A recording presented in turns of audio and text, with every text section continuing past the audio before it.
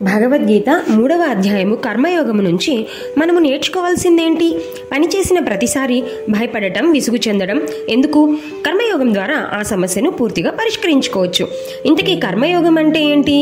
3వ అధ్యాయము భగవద్గీతలోనిది కర్మయోగము. దీని ప్రధాన అంశము పని చేయకుండా ఉండడం అనేది ఒక అసాధ్యమైన భ్రమ అని కృష్ణుడు అంటున్నాడు. కృష్ణుడు కర్మను ఒక శిక్షగా కాకుండా ఒక గొప్ప శాస్త్రంగా మార్చాడు. కర్మయోగంలో నేర్చుకోవలసింది 3 సూత్రాలు.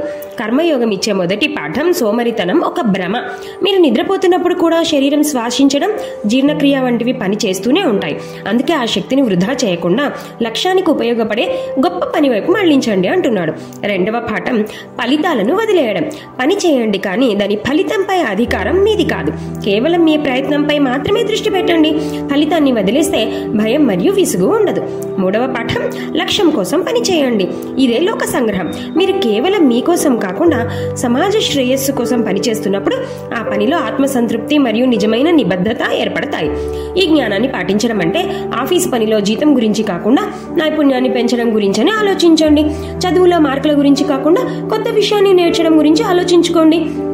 ప్రతి పనిని ఇది నేను చేస్తున్న యోగం అని అనుకోండి అంటున్నాడు కృష్ణుడు.